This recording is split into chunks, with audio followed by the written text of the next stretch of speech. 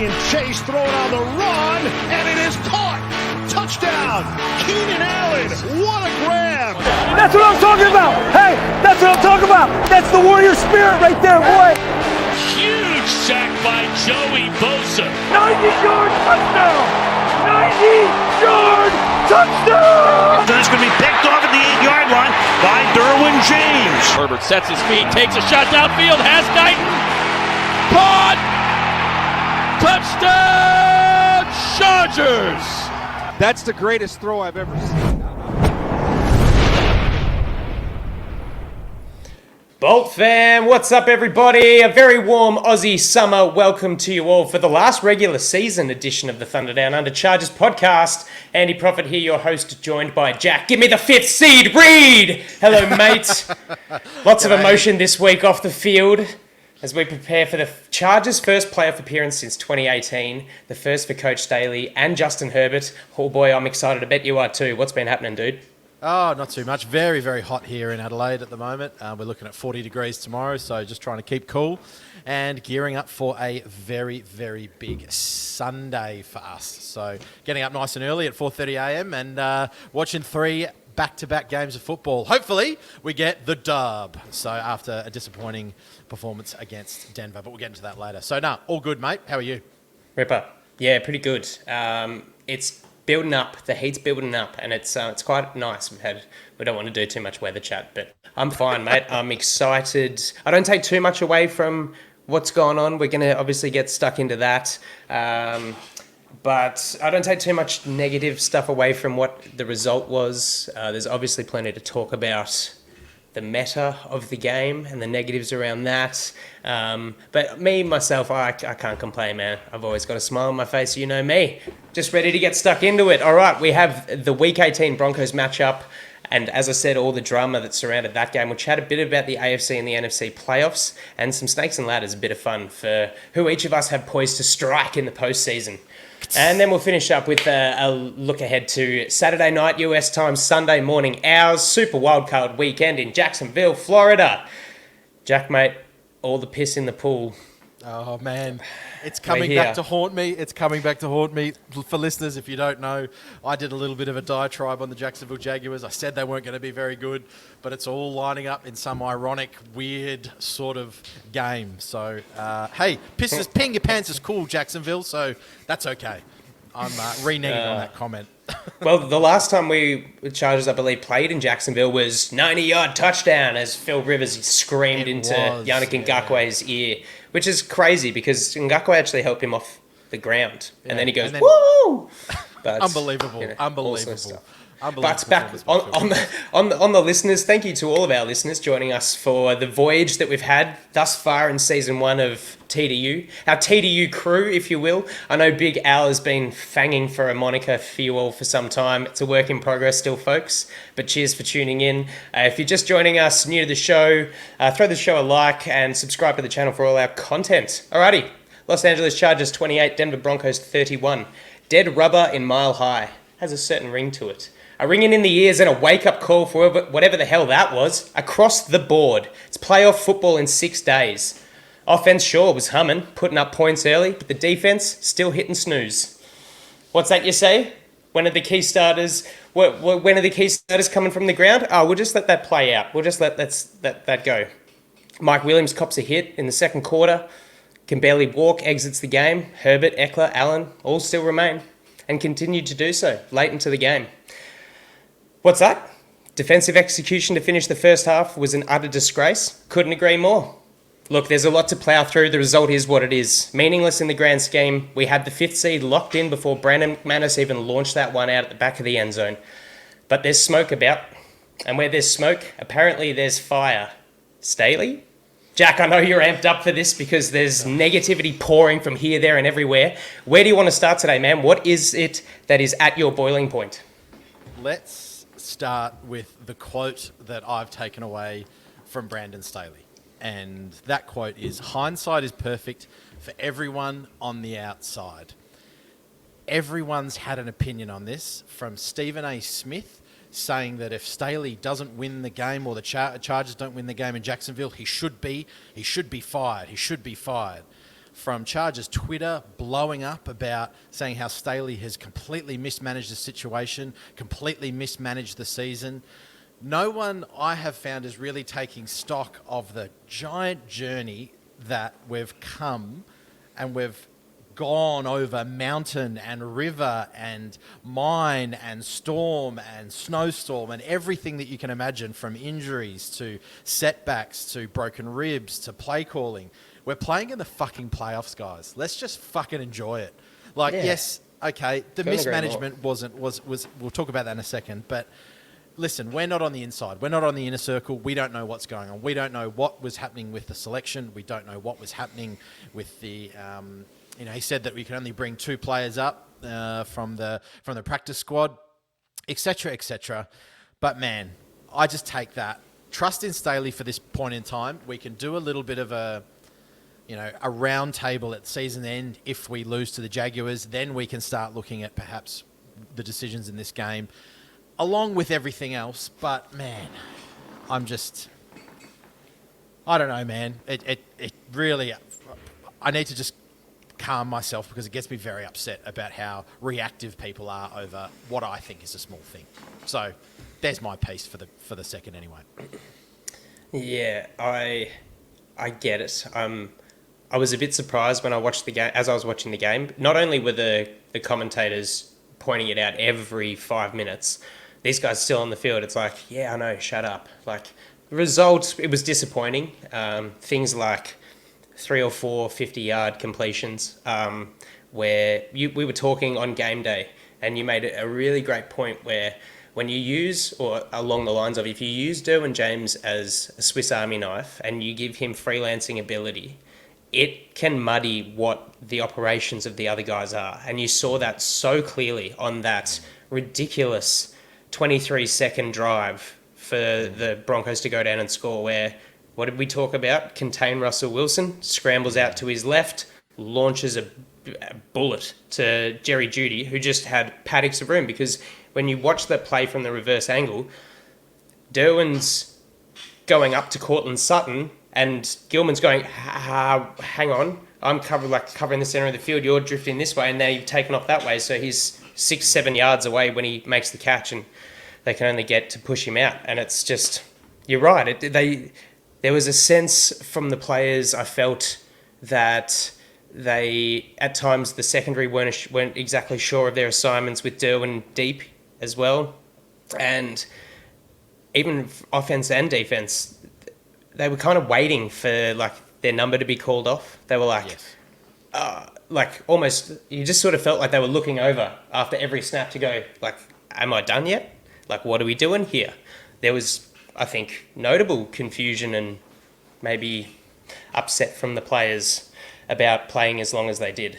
We aren't behind the lines, we don't know. But the things that I sort of felt and picked up, it was just eerie from the get-go, the whole vibe of the game. I think, but at least Gilman and Derwin have had that experience now, and they'll go back and look at the tape and go, oh, okay, Derwin's been out for the better half of 2.5 games now, and getting those reps in probably are very valuable.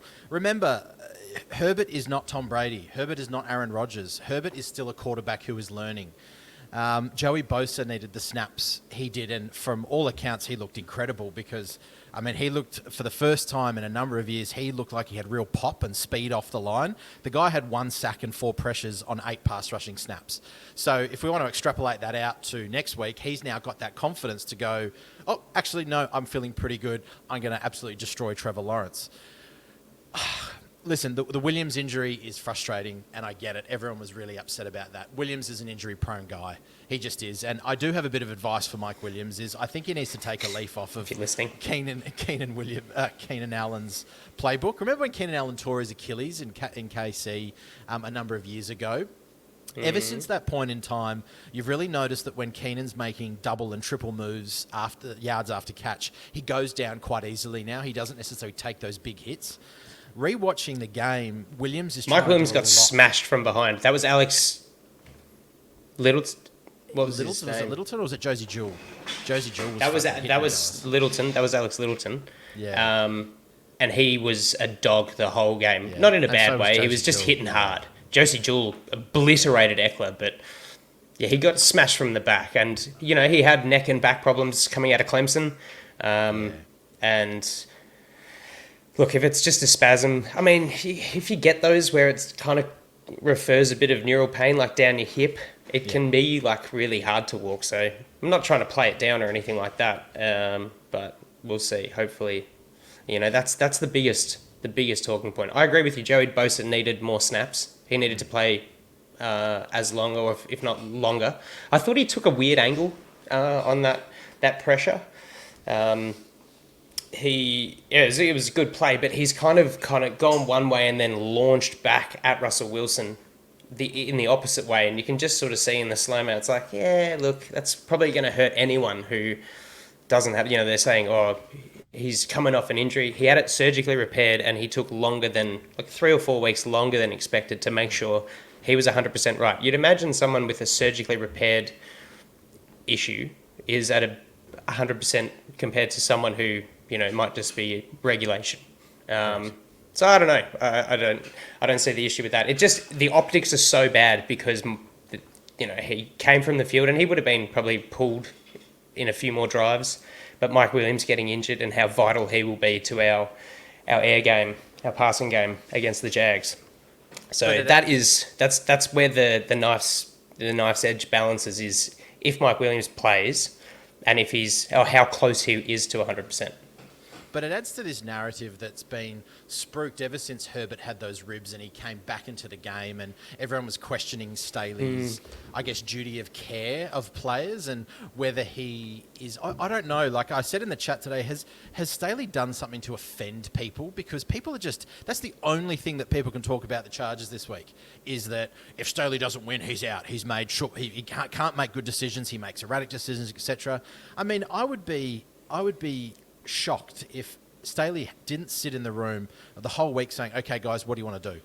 Callahan didn't play. Chances are Callahan said, hey, coach, I just need this one. Sure. Kyle Van Noy said, nah, let's go. We've got a winning culture. We got to go win. And that's the other thing, is like, winning is a skill. Tom Brady does it, but he had to lose a lot and he had to play in a lot of these games to learn how to do it. He can now bring people around him to go and win a game of football.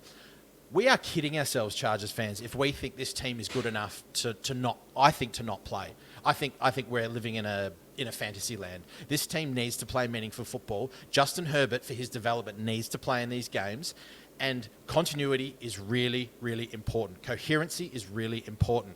Okay, Joe Lombardi all of a sudden has third and fourth stringers at his, and we've got Chase Daniel. What are the optics of that? All right, Herbert sits. We have Chase Daniel. Chase Daniel can't even fucking move the ball down the field. Oh, the Chargers are really weak. We didn't actually look that shit with Chase Daniel on the ground. I mean, who cares? Who was watching at that point? Could have turned it off with 15 minutes left of the game. Once you realise Herbert, you actually were like a parent going out and you've got the babysitter and you're just putting the toddler down to sleep before you go out for dinner, and you're just like, you know what, I'll flick the TV. I'll feel okay with turning the TV off once I see Herbert sitting on the bench and Chase Daniel in at quarterback. Just so I know, like, my little baby's gone to sleep, all safe and sound. I can just go out and enjoy myself now. Who cares about the babysitter? Everything's all good. Yeah, I understand, but it's also managing relationships, and Staley is a relationship guy. He doesn't want to be the dictatorial coach that says, no, you will sit down. Because if Herbert wants to play, he will play. Yes, then the argument is that you're the adult in the room. You know, you're the one, you know, paying the babysitter to look after, you know, your kids. You should have the final call. But I think there's a multitude of facets to this. And the reductive and simple way of looking at it is that Staley is incompetent. And I think that that's utter bullshit. Utter bullshit. It's just very strong. It's very absolute. Yeah, it's just like, no, I think Staley will learn. And when he approaches the situation again, he'll do it differently. Hopefully as the coach of the Los Angeles Chargers, because I still think he's coaching really, really well. Anyway. I just feel a sense of desperation from the majority of... Well, I mean, look, media pundits are out there to have people click on their links and watch their videos, so they're going to say outlandish shit, and they're going to turn around and be like, if this, then this must happen, and in this case is if the Chargers lose, Brandon Staley must be fired, I think is pretty extreme. I can see more arguments considering, like, I think a lot of it will boil down to Mike Williams and his involvement, because I think he's that crucial. And watching that Jags defense against Tennessee and what they did to Derrick Henry and the Titans run game, we need everything that we can get. Big bodies, all that kind of stuff. Because they're not incapable in the secondary, Jacksonville. We'll get into that more, but it's going to boil down to that, really, and it's kind of sad. But they're dragging up old stuff like, he shouldn't have taken the timeout, or they went for that third down and the Raiders kicked the field. They went for the fourth down, missed it in the third quarter. Raiders kicked the field goal, up by 3. That's the final margin, whatever. I'm like, guys, fucking Jesus Christ, if that's really the length you're going to. I sense the desperation from the Chargers fans, because it is so it is so black and white with, it's either like win and we're super happy, or lose and we hate everything and everyone's got to be fired. And it's like, well, you can't be fair weathered. It's just the license of social media and a keyboard and internet. You can just do whatever you want and press send, and if enough people do it and it sparks something in them, then you get kind of a theme. Or maybe they're onto something and we just have a little bit more blind faith in a guy that is doing most of the things, I think, constructively and in the right direction. And I agree. Just a little bit more patience, I think. But a little bit more patience. And he speaks like a modern day leader. He has the tenets and the foundational philosophy of everything you would want in an organizational figurehead. If you look at and I won't do the numbers just yet, we might look at that maybe in a season review roundtable, but if you look at the numbers that this defense is now putting up with the amount of injuries that it's had, it's quite incredible. And no offense to our defensive coordinator, but it's Brandon Staley's defense. He's the father of this. And if they can continue that into next year, with daddy. Maybe a little bit of a... What was that? The daddy. The daddy. Yeah, he is the daddy. So the players clearly love him, and I don't buy this whole... The players were looking dejected at the end of the game. This is the worst locker room I've seen. Like, guys, they've just lost hyperbole, the game. Man. They've just lost a game. Hyperbole gets clicks. They've seen one of their brothers go out on a car. It's that's actually dejected. Of course you're going to be dejected. Oh, because it's due to they didn't know what they were doing. How do we know? How do we know? We just don't. And, I mean, you've got to put a line in the sand somewhere and have an opinion. Well, my opinion is that, yes, it didn't go 100% right. But as I've said, and as we've been saying, both of you and I are in agreement. Everything, I mean, the pressure is hot now on Staley and this week. But come on, just let's calm down the hyperbolic responses and let's just focus that we're in the fucking playoffs. We're in the playoffs. Absolutely. I wasn't going to be we weren't expected to be in the playoffs 6 weeks ago. I was like, nope, season's done. Like, it's pretty much over. And we've won. So, come on. We were as written off as Green Bay were, although they had a worse record, I think. But we're there, and we haven't been there for 4 or 5 years. It's just cause to be excited and just to appreciate it and just enjoy the moment. But look, that's from the game. I mean, we can't take too much away because, you look at things like snap counts and stuff, and, Josh Kelly playing more first and 10 downs and second downs, giving Eckler a bit more of a break. It was weird that we saw some things. Like, I even thought that Callahan was a weird sit relative to a few other guys.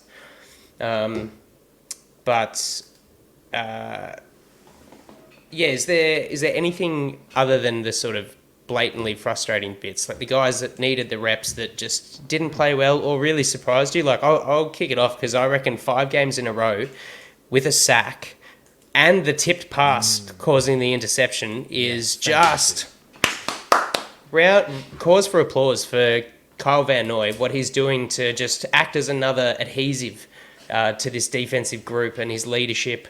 And it's awesome, and he's really peaking. He's peaking at the right time, and I can't wait to hopefully see him tackle that big Easter Island statue in Duval. What do you reckon? Yeah, KVM was one of mine, and there's a veteran, right? There's the veteran who's got his body right. He's got command of this defensive scheme now in his head, and he's getting the production. We were pretty harsh on him at the start of this year, but we should trust in the process. Staley's got these people in, they know what they're doing. I mean, the other big positive standout from me was the offensive line. another really good shift Jamari Salyer becomes one of the best left tackle. Not one of the best left tackles, but one of the best rookie left tackles this year. He allowed 1 pressure on 45 pass blocking snaps, PFF grade of almost 80. The offensive line had a fantastic day. 3 pressures on 45 pass blocks. Johnson had another great game. I think he's in the rookie team of the year on some. I mean, there are so many at the moment. Lindsley and Pipkins were also really good because they only allowed a 6.7 pressure rate. I mean, that's outstanding. Absolutely outstanding. So that unit is really coming together. And with the addition of Slater, clearly, obviously not playing this week, but we win this week and we get one of the best left tackles in the league back. Oh, boy. Oh, boy. So that was another real positive from the game, I thought. Yeah, I agree with you. Even though I thought he played far too much in the game, I really loved how eccentric Keenan Allen's dancing was throughout. He's just... Even the touchdown right at the end of the game was just, I thought, ludicrous. He's just like, man, I don't give a shit. Another thing I really rated, Aloha Gilman after the special teams muff punt recovery, riding it down into the Broncos fans. I loved it. He looked like he was like, I don't think I should be doing this, but it was just a big, we don't give a shit. Fuck you. We're in the playoffs. Have a good off-season. Gerald Everett's celebration of riding the donkey too. That one as well. There was a lot of attitude. It was like Kyle on the show through the video last week asked me about resting players and resting starters and stuff like that. And I thought that I stand by what I said because I think it did send the right message. Continuity, cohesiveness is paramount when this young playing group, although we've got our core group is quite young and inexperienced as far as playoffs go. You do have the Kyle Van Noyes and Max who might have played a little bit of playoffs, but there is a little bit of experience there. But I enjoyed the fact that they just kind of wanted to tell the donkeys to get fucked, to be honest. And I think that's added to why perhaps the starters played for as long as they did, because they've gone, it was a little bit chippy. I imagine that it would have been a little bit chippy, a little bit chirpy, and the starters have gone, no, fuck this, we're going to play. Listen, that's complete guesswork and we're hogwashing right now. We're totally hogwashing. Yeah. I mean, and a couple of other things that I noticed, as you said, Jerry Judy killed us. What was happening in the secondary there? That needs to be man, did you see a Taylor get a wake up call or what? Oh yeah. Good to see him getting snaps though. Yeah. Well, I mean, he was in the slot for Callahan, so it was good to get that under his skin. But that was an absolute lesson. He got given a bath. Really unfortunate on the roughing the passer call because that was a nice loss of about 7, and he's just poleaxed Russell Wilson. But yeah. A sort of another negative, there was a huge disparity in the run game. The last couple of weeks we've seen, sort of a transition from a purely zone blocking scheme to more of an angle power concepts. Yep. But we had our worst running game of the year, I think. I think PFF graded us at 40.8, which I think is one of the worst of the season. But Eckler on the fumble, he didn't really look like he wanted to play that much. He was sort of a little bit. Yeah, he was sort of like, what am I doing? Okay. I have, and this is where I'll say that Joe, I actually have a little bit of faith this week in what he's got, because I felt like even though we did try a couple of power and angle blocking schemes, I don't know if they were trying to show they didn't want to show too much, I think, in that sense. So we need to see a complete ramp up in the run game against Jacksonville as best we can, because as you pointed out, their run defense is quite strong. But that's about it. That's about it from me. Did you have anything else to touch on? I made a point earlier about the bulk massive completions and just seemingly miscommunication and maybe lack of want to even be out there. I thought special teams, we tackled hard, always endeavour there. Dean Leonard again, right up there, forcing a fumble on the punt return, and unfortunately we didn't recover that, but he's there, here, there and everywhere, and might make a mistake or two, but seeing good things. Michael Davis again, I thought there was a 3 and out in the second quarter, I want to say, and he was just there the whole drive. Pushed the guy out of bounds short of the line to gain, forced Wilson to scramble, and then he was really tight on a 3rd and 5 incompletion. And then I think they followed that up with a big Murray run in the next drive. But he actually didn't get discredited for the Cortland Sutton touchdown, even though he blatantly slipped when he was coming into press him. So he got away with that one, and I think that's all from me. Look, like I said, there's not too much to take away. We also let guys who are playing their first game for the Broncos, like Beatty, that TD run was absolute trash. And McMillian, the defensive back, just balled, played really well. And it was just annoying. It's annoying when we seem to play in guys, even though it doesn't mean anything. It's just annoying to see those kind of trends. Run defense, even though we've got David Mower as our nose tackle. Who you say? Good point. He's got massive hair. Looks cool. Looks like a fun guy. But when you're lining that sort of stuff up, don't expect too much. And look, we'll get into why that could be a problem pretty shortly. On his journey, Al has sent us yet another video. I'm sure he's got a couple of questions. Would love to say g'day, so why don't we run through that? Okay. Jack, Andy, and the TDU crew listening out there, coming to you this week from San Francisco. And in the background behind me, you can see Alcatraz Island, the infamous prison. And I thought that was symbolically important, seeing as under the Lynn and McCoy eras, the Chargers and their fans have been held captive, kept in a prison. Whereas now under Staley, we're in the playoffs, we've been released, but as we saw yesterday against the Broncos, maybe we're not quite out of the prison yet. So Andy, my first question is to you this week. This season is likely to end at some point short of winning the Super Bowl. And how the season ends really matters. It matters for fan sentiment. It will matter to whether we feel like we are still in a prison or whether we're out under Staley. So my question to you is, how do you predict this season finishes? Is it going to finish in a good way with everyone feeling good and out of Alcatraz? Or are we still going to be stuck in there because of the way this season comes to a conclusion? Jack, my question for you is about Joe Lombardi, because you've been a vocal critic. 2 weeks in a row now, the offense has done its job or seems to be moving in the right direction. What do you think it would take for Joe to keep his job next season? And what would you need to see for you to be convinced that he's the right guy to lead the offense next season? All right, it's the last show without me. I'll be back next week. I'm really looking forward to it. Have a great show, and good luck to the Chargers in this playoff game this weekend. Go Bolts! Yeah, well, you'll be back next week if we allow it, Alcatraz Lloyd. Thanks for the input. Good to see you hadn't had a million beers beforehand and you could actually get your words out. Cheerio. Well done. Good question. In the prison. Have I felt like we're in the prison? And will the season end on a happy note or a good note, regardless of win or loss?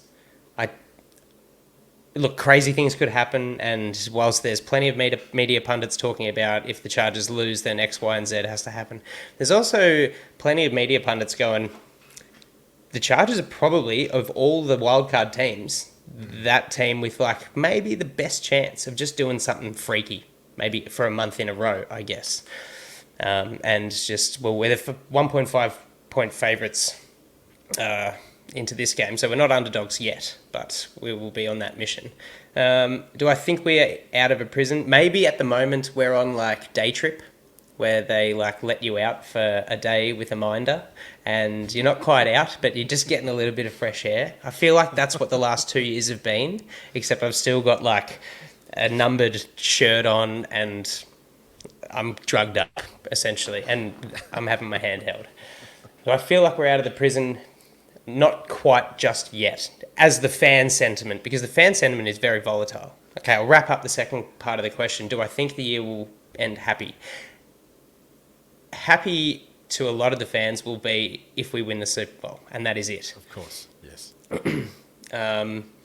If we go down fighting and lose maybe in a shootout by 3 points to the Bills or something in the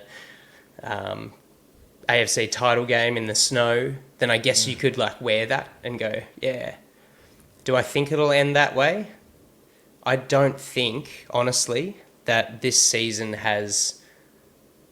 I just don't think that it's going to have a happy ending in a way like that. I still think that there's going to be a hiccup, and it's going to be an off-season of manic behaviour from a lot of people and a lot of Twitter accounts. That's what I think. Sad as it may be. Are you saying that many Charger fans are actually institutionalised and should not actually be let out of Alcatraz because they're actually better inside the prison than they are actually in real life, and acclimatising to a new way of being is just not going to happen? I'm trying to find like the stereotypical appropriate team to go, oh, I'm not talking about those fans, maybe Raider fans. Yeah. No. I'm just, it was maybe a miscued analogy or metaphor for how us crack another Chargers... beer, I reckon. Yeah, that's what it'll be. Cheers, bro. All right. So, Alistair has asked me the question about Joseph Lombardi. Now, I actually have prepared a few things for this because in a lot of my criticism, I do spruik the more, I guess, ephemeral narrative of saying words like creativity, and it needs to have more feel for the game and these types of things. But what does that actually look like? So what I've done is I've actually gone through the offense and I have compared some key numbers. I've compared our offense, with the benchmark team, not only in our division, but in the NFL, which is the Chiefs. So, I'm going to read a couple of things. I'm going to look at first downs and percentages. I'm going to look at some sacks. I'm going to look at points per game. So bear with me, listeners. But as I go, I'm going to sort of say that whether Joe has to improve that or he's doing pretty well. So let's start off with first downs. So we've had 352 first downs this year, which is 8th in the league. Pretty good. Not too bad. Top 10 in that sense. We have gone for, third down, I should say. We've gone for it 257 times, which is first in the league. And we've converted 112 of them, which is also first in the league. But we're converting at a 43.6% rate. Now, you go, oh, cool, we're first. That sounds great. However, that's not a category you really want to be first in. Because if it means you're getting more third downs and you're not succeeding on first and second. Correct. What is 100%. That? Is that percentage also the highest in the NFL? Because surely the sheer numbers would be higher attempts. That is 8th in the NFL. Yeah, that one okay. There. Yeah. That's good relevance. Yeah, and so then the Chiefs. So when we look at the Chiefs, they have gone for third downs on 193 times. So you're looking at almost 60 times less, and that is last in the NFL. So they are last at going for it on third down, and they've completed 94 of them, and that's 8th in the NFL. So they're converting at 48.7, so another 5% higher than we are. And they've also had 408 first downs, which is first in the league. So if I'm me and I'm telling Joe, I'm saying we need to start improving our first and second down yardage so we're not always stuck in these third down situations. For sure. Which I thought was, which is not too bad. I think Joe could possibly do that. I do think that. Red zone offense. We have been in the red zone 61 times this year, which is 5th in the league. So we're getting the ball down there, which is great. However, we've only converted 33 into touchdowns, and that's 9th in the league. So that's a conversion rate of 54.1%. This is where things start to get a little interesting, which is not good. You compare that with the Chiefs. The Chiefs have been there 72 times in the red zone. That's number 1 in the league. The Chiefs have also converted 50 into touchdowns, which is also first in the league. That is a 69.4% conversion rate, almost over a 15% difference. And that is a large number in the NFL. So, Joe, when I say creativity, we got to get the ball in the red zone out of Herbert's hands more often. This is where things start to get a little bit ugly for Joe. The run offense. We are 3.8 yards per carry. 3.8, Andrew Profit. That is 30th in the league. Mate, I'm reading it. I read it. That is 30th in the league. We've scored 15 rushing touchdowns, which is 17th in the league. We have only made 93 first downs rushing, and that is 25th in the league. That, for a high-flying offense, is not good enough. Let's look at points per game. Funnily enough, we're 23 per game, which is 13th in the league. However, the Chiefs are 29.2. So we need to raise that up. We need to be top 10 in points per game. Easy. Perhaps top 5. And to round it out, let's just look at the offensive line, because then people say, oh, the offensive line, is not doing a good enough job, etc., etc. We've given up 39 sacks, which is 16th in the league. The Chiefs have given up 26, which is, what have I written down here? Which is 30th in the league. We have a quarterback hit percentage rate of 12.9, which is 24th. The Chiefs have an 11.7 quarterback hit percentage. In terms of quarterback hits, we've had 97, which is 13th, and the Chiefs have had 79. So fairly even when we talk about the offensive line's capability. So to round out all those numbers, I'm sorry if that was boring, but I put a lot of time into finding those numbers, so you have to suffer and listen to it, is that I think Joe... You're that kid that always puts their hands up to go first when it's the presentation in front of class. Like, you've got Correct. a stiffy for it. You're like, me, got to do it. And everyone's like, fuck, not this guy again. No, I appreciate the effort you put into that. But I do have just a question for your answer to Al's question. Is in the last few weeks, have you done a correlation as to like points per game and offensive efficiency in the last sort of 4 to 5 weeks? Where we've actually started to see, I think, a bit of like quite an improvement from Smoking Joe. Correct. I have not done those numbers, so I'm not going to say. I'll just say they're those better. Yeah, I'm going to say that they're better, and I think that with a healthy Herbert, that'll help, and with a healthy left tackle next year, that helps. But I still think the disparity is too big. I still think that the run game with Austin Eckler and that line needs to be better, especially because Isaiah Spiller hopefully starts to become that power back next year. Joe's shown adaptability, and we've moved away from a purely zone blocking to a more power block and zone block, which I think is great because that's more that's adaptability, and that's a bit of creativity and sort of keeping the opposition guessing. And maybe third year lucky for Herbert in this offense. Joe's probably. You're talking about it like we're already out.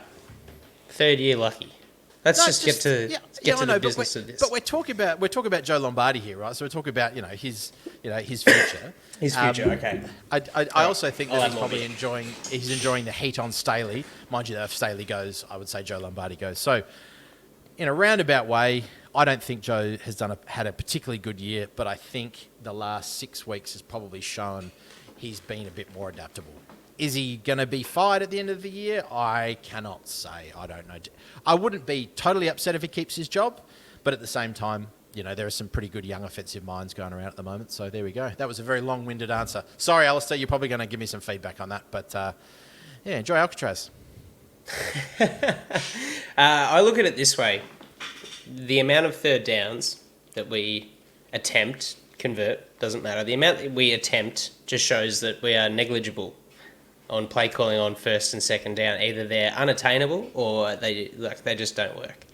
And when a lot of that comes into the run game, and we haven't had any injured rushes, we've oddly used Sony Michel and Isaiah Spiller, or not used them, and worked Eckler to the bone, like all good running backs get worked. But that, when you're not putting up 23 points on offense with Justin Herbert, and we've had left tackle Rashawn Slater out, Keenan Allen missed multiple weeks, Mike Williams missed multiple weeks, still working in Joshua Palmer, haven't had probably our tight end 2 in for a long time as well. So we've had missing pieces, but I just don't think that those sort of stat areas that you mentioned are really okay for what we've missed. Okay. No. In terms it has got better once we've had Mike Williams and Keenan Allen in the team together, and sure, but it's still not. We're still not beating Denver.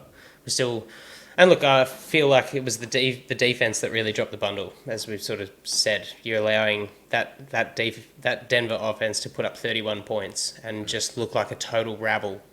If you'd put up that shit in Week 18 last year, there'd be no conversation in the offseason about the Raiders and the Chargers. It would have just been like, Chargers flat out didn't deserve it. But no, we stuffed this up and did that. So that's how it goes. I go back to my old adage before we move on to snakes and ladders, is the quarterback supporting the system, or is the system supporting the quarterback? Is the system supporting the running back, or is the running back supporting the system? And I feel like the answer to both those questions, it's the latter for both. And that's inherently the problem that I have. Because we're just not utilising two of the best players in the league to their skill sets. It's hard to make a little bit of changes, but we should not have to rely on two players only. And if those two players go out, we can't do anything. Yep. Let's leave it at that. Yeah, we move on. We'll let it brew and see what happens. All right. So just for a little bit of a mid segment, just to have a look at the playoff pictures and a bit of fun. Those guys getting hot. Those guys cooling off. Who's improved and who's unimproved in the last little while heading into the playoffs? For the AFC, it was the Jacksonville Jaguars in Week 18 who overcame a depleted Tennessee outfit at home, securing their first AFC South title since 2018 and their first playoffs appearance for Trevor Lawrence. As we are all pumped about, Chargers in the 5th seed, of course. Baltimore couldn't make it past Cincy, so they stay in the 6th. And Miami scraped in 7th with a last-minute field goal from a low-scoring affair, knocking off the Jets, and Patriots lost to the Bills. So Miami in 7th. In the NFC, we saw the arm-in-arm, Aaron Rodgers and Randall Cobb. They just couldn't as they walked off the field, they just couldn't get the job done at home against the Lions. Could it be the last we see of Rodgers in Green Bay, or at all in the NFL? Seahawks punched their ticket with an overtime victory against the LA Rams, really limping their way into the postseason. And now we've got the teams that are in and the teams that are out. It's holiday mode for some. It's real business now. Jack, let's have a bit of fun. Give praise to a couple of surprises, some disappointments. You're up, man. What do you got? We are playing snakes and ladders, right? We're playing snakes and ladders, yeah? That's what I said. Okay, cool. Sorry. As much as all that's wonderful and playoffs, we're playing things, I think my first ladder goes to Damar Hamlin and the Bills. So awesome, wonderful to see that young man is out of hospital and he's doing really, really well. That's the first thing that came to my mind thinking of the playoffs. Yes, they're important, but it's wonderful that he's got his health. So that's my first ladder, a nice sort of positive one, which is awesome. Yeah, good, man. Well said. It's fantastic to see him just improve the way he has, and so much support, like the donations to his charity, just the universal love. My mum, who has no idea what the NFL is, when I spoke to her the other day, was like, "Oh, is that boy okay?" And I was like, "Oh, you?" She's like, "Yeah, it was all over the news." And Mum's talking to me about NFL. That's exciting times, but for the bad reasons. So I'm glad that he is on the mend and getting better. I've got a big 10-foot platform ladder for the rookie Mr. Relevant QB out of Iowa State, Mr. Brock Purdy and those San Fran 49ers. You lose your starter early in the season, it's okay, you got Jimmy G as your backup. Breaks a foot, panic stations. Nah, don't worry about it. Brock Purdy's done something that only 2 other rookie QBs have done, win their first 5 starts. He's impressive. The 49ers are almost more fun to watch if that could be possible, and they look more dangerous. They're more efficient, regularly putting up 5 touchdowns minimum. Well done. Well done. Well said. That was one of mine. I love the Purdy Hurdy train. And McCaffrey and Deebo Samuel coming out. Another big ladder. They're not in the playoffs, but I have a long-standing grudge against Aaron Rodgers and the Green Bay Packers. It's just well known. We won't get into that on this podcast. Maybe the next one. But watching Detroit absolutely pummel Green Bay at home brought me so much joy. And Dan Campbell is turning around that franchise really well. So a big step ladder goes to them. Not a full-size ladder, step ladder, because you're not in the playoffs. You know, you need to get a big boy ladder, you need to be in the playoffs. But Goff's playing really well. Amon-Ra St. Brown is one of the next big receivers. And I just love watching them. So well done, Detroit, and suck shit, Aaron Rodgers. There you go.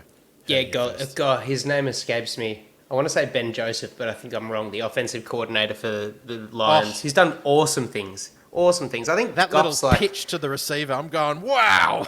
In a big spot, too. Real cool stuff. I don't want to cheer too much about the Packers losing, but I'm really liking the media presence of Jamal Williams. That guy is a weird dude, and I really like it. It's really fun.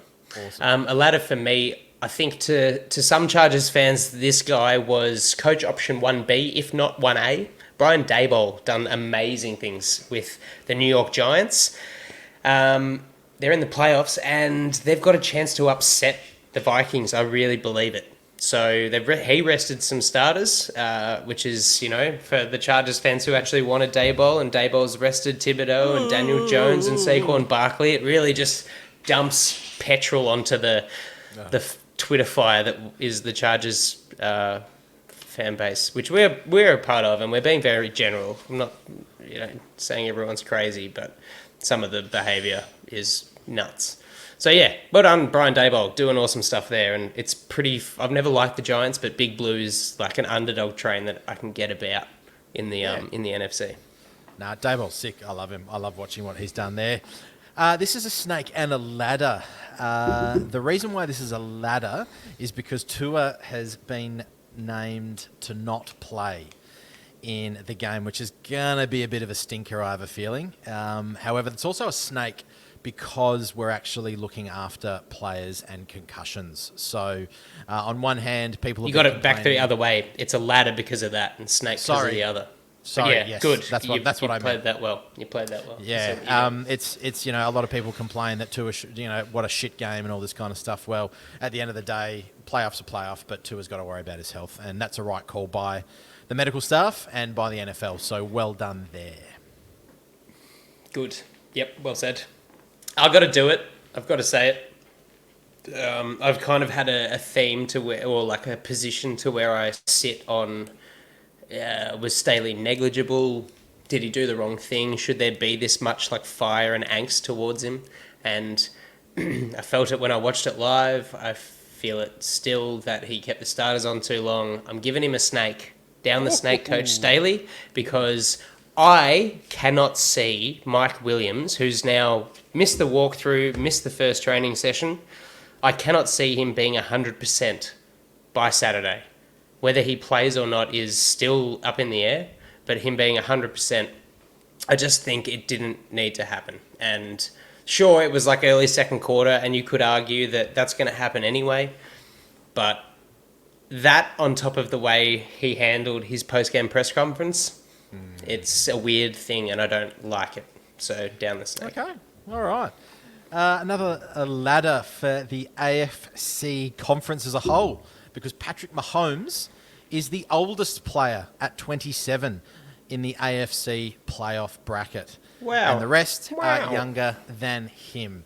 So whether you're a Chiefs fan, you like the Chargers, whatever, if you're an AFC football fan, we are well set for the next 10 to 15 years, I believe. All those old timers are now gone. So ladder for the AFC playoff bracket quarterbacks. Love seeing the young kids sling it. Nice. I will finish off with a snake and then a special mention ladder very quickly. A big motherfucking snake, like that anaconda you see with Ice Cube and J-Lo in it. My anaconda don't. Arizona, want none. It all blew up. I said this when we did our team preview at the start of the year. I thought this whole thing stunk. Kingsbury's gone. Steve Keim stepped down for health reasons. I hope you're okay, man. I would too. Down a big snake. D-Hop wants out. JJ's retired. Heck of a career by that guy. Wow. Really made watching defense awesome. Again, Kyler's contract's really yuck, and they're allowing him input into the coach hiring process. So that just yuck. And my special ladder mention, or just remaining on a good deck, I think. Didn't make the playoffs, but Mike Tomlin somehow getting that Steelers team to over 500 again, maintaining his record of never having a losing season is very impressive. And something I was rooting really hard for, and I never do that against the Steelers, so cool. Well done, Tomlin. What do you got? My last one is a little bit on the Tomlin train, is how Nick Caserio and the Texans have treated their last two head coaches. Lovie Smith got the arse very, very quickly. They've gone through two coaches in 2 years, and how many chances does Mr. Caserio get? He's on a good wicket like Tom Telesco. He's just hiring and firing coaches willy-nilly. The latter, I actually want to give to Lovie Smith, because whether he knew he was being fired or not, he lost the Texans the #1 draft pick. I was watching that game and I thought, sucked in Caserio. The coach has coached to win when realistically they had the #1 draft pick tied up. Lo and behold, he wins, he gets fired, probably giving the 2-finger salute on his way out. So that's my last ladder to Lovie Smith. And I hope he finds a job as well, because I rate him. The father of the Tampa 2. So, this would be a sad podcast if it was about the Houston Texans. Like, year after year, it is just like Groundhog Day. Fire coach, win fuck all games. Just blow it. They've got a really good young core, though. I love Petrie. I love Stingley. Yeah. They're going to be okay, man. They got good draft capital, even though they lost their first pick. Anyway, enough about the Texans. Cool. Let's move on to news from the Chargers week and our wildcard weekend matchup against the Jags. So, just on the press conferences, look, Brandon Staley in the post game, I've never seen him so defensive and staunch. You mentioned it earlier about talking about the choice to, you've only got 48 guys to pick from, and the NFL rules allow that you only can activate 2 guys from the practice squad. It was like the way he was just defending it in gibberish. There was no end to that press conference with any sense of assuredness, probably from him as well. He was like almost denying the responsibility for having to play key players longer than he should have, because we wanted to maintain something, but I also wanted to put the players' health and safety as a priority, which is what he said after Herbert stayed in that game, which just does not make sense to me. It's not the Brandon Staley I've grown to know and to sort of be comfortable with, and I still am, but it was just weird. I've never seen him like that. And he finished with, "I thought we executed our plan today." I don't know what your plan was, man, but I hope that you didn't execute it. We've got Joey Bosa, obviously. Mike Williams, day-to-day. We'll see what happens with him. Joey Bosa came off with, he should be fine. He's listed as a full participant. Most of the guys are. Xander Horvath's back. Callahan's fine. Kenny Murray copped a stinger, but I think he's okay. Chargers have also activated the 21-day window for Rashawn Slater's return, which is very exciting. So we might see him. He won't play this week. It's been said, ruled out. He will not play this week. But, when we progress after this weekend, Rashawn Slater will play again this season. All right. So we've got the Jags. We obviously played them in week 3, and it was really yuck. In our short tenure, that was a really hard show to do, to watch that game and analyse it and not just want to destroy every piece of electronics in your house. But to their credit, it really seems, considering what happened last year with Urban Meyer, you can see that it's a really special relationship that's developing between Dougie P and Trevor Lawrence. They've had 2 consecutive #1 picks now, the Jags, Trevor Lawrence and then Trayvon Walker. And they've grown into a genuine potential pain in the arse in the AFC over the next few years, if they can kind of utilise this core group rookie deal situation. Etienne, also another first-round pick. They spent big. They've clawed their way into the postseason. There was a bit of finding your feet early on, and then Trevor Lawrence has put together a few, string of good games where he's shown what he's capable of. But look, the credit most certainly extends beyond the large proboscis and blonde locks. This defense is nasty. They are young and fast, and watching them against the Titans was just kind of like, I hope Trey Pipkins has an engineered support to keep him upright against the speed that this front seven can generate. They're back their back guys aren't bad either. There's not too much scratch out of that. It's really kind of sad that Rashawn Slater's has a little bit of a play here and there, but I think he had a 93 or something pass rush grade on PFF after that strip sack that won them the game with Josh Allen. Josh Allen's nasty too.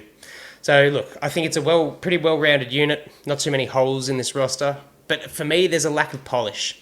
I see Trevor Lawrence overthrowing, missing throws. He's mobile, he's athletic, he's a good quarterback, but he's just there are ways that we can I feel expose that.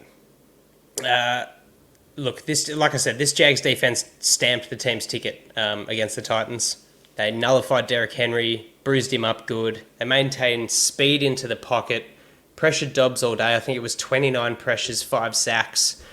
And yeah, Brayshawn Jenkins, old mate, pops up with the safety blister unabated and forces that fumble into Josh Allen's hands. There you go. What do you see the Jags' main key strengths as, man? Big one. I think Lawrence he's had a great year, and he's proven to everyone that he is an NFL level quarterback. He just had an anchor weighing him down in an Urban Meyer-led organisation last year. One of the strengths of this offense that you haven't sort of touched on is that Lawrence his time to throw this year is 2.51 seconds. That's in the realm of Burrow and Brady, so that's fast. Not only does that show that he's confident, but he's got a control and command of this offense, and far out, he has just got weapons everywhere. Christian Kirk, 1,100 yards. He's a first down machine. That's where Lawrence will be looking at. He's kind of their Keenan Allen. He's got Kirk's racked up 55 first downs. That's 15th in the league. To give you some comparison there, that's around players like Mike Evans, Garrett Wilson, who's had a great rookie year, Godwin, and Jamar Chase. So that guy's had a sneaky good year. Then you've got Evan Ingram, who's more like a wide receiver, and you've got Marvin Jones there. Marvin Jones is their big contested ball receiver. He has a contested catch rate of 66.7%. Evan Ingram is a little lower than that at 43%, but they're just sort of Evan Ingram is a wide receiver that can block quite well. And you've got Zay Jones there, who's also really good. You've got Agnew, throw in Etienne. Man, this offense is fast like the defense. So yeah, you've got Josh Allen on the edge, as you alluded to. You've also got Devin Lloyd, who's having a pretty good. Actually, no, he's not. So his compatriot Oluwakan is having a really good year. You've also got another rookie in Taysom Campbell, who's having a great year on the defense at cornerback. And the biggest advantage I think they've got, their biggest strength, is they've got Doug Peterson there. And he's got the experience, he's got the know-how, he's got the game management, he's got the creative offense.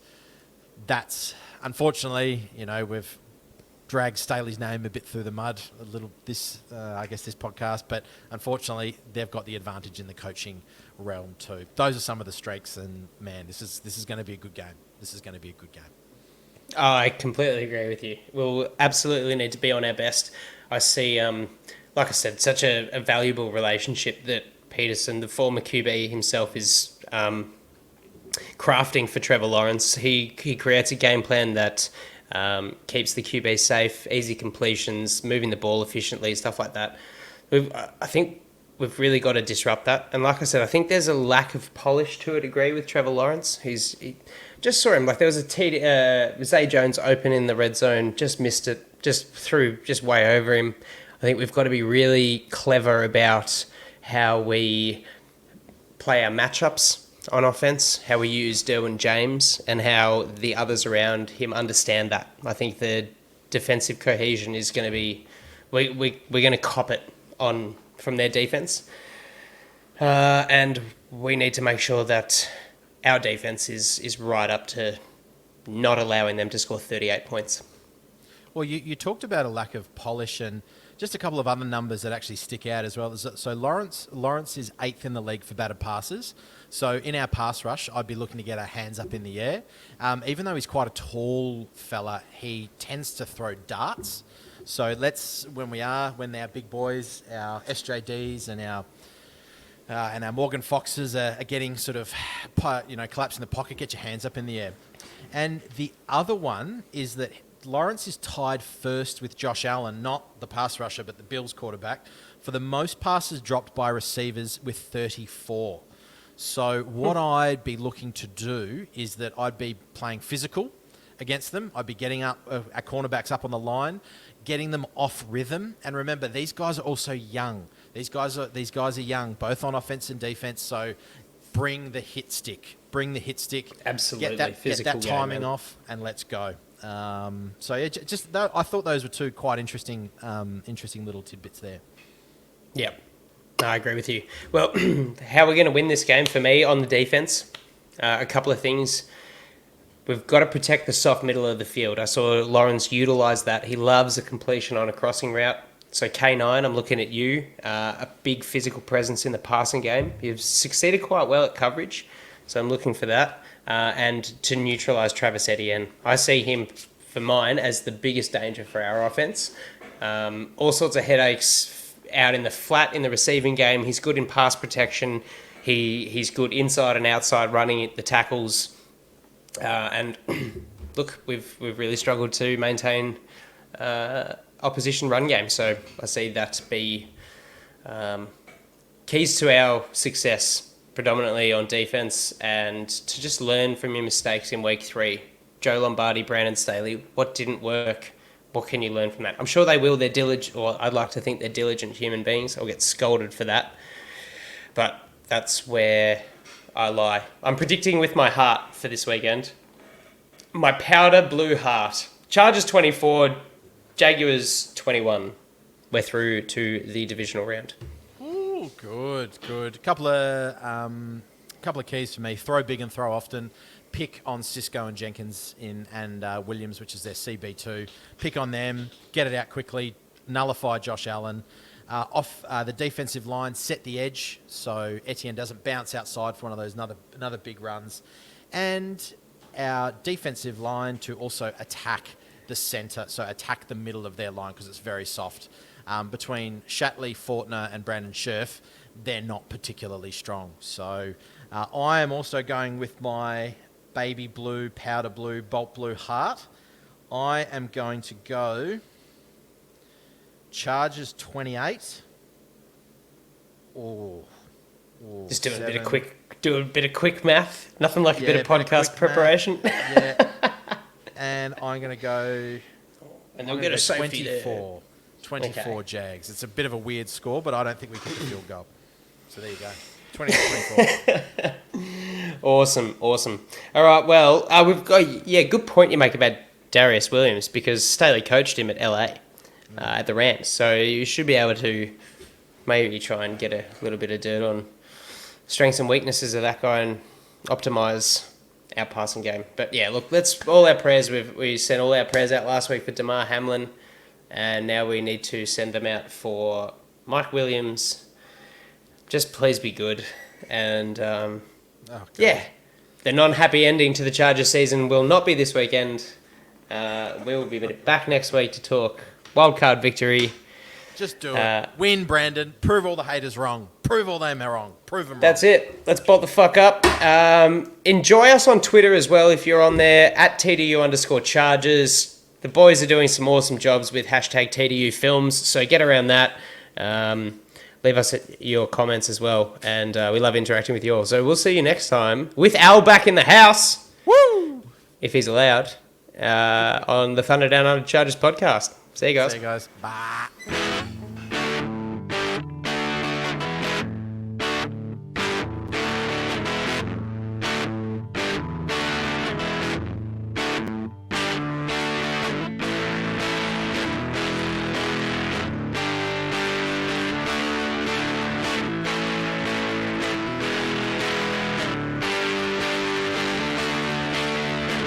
Back pedals looking, firing. He's got Floyd turning. Got it. Zigzag. 10, 5, high step. Touchdown! San Diego!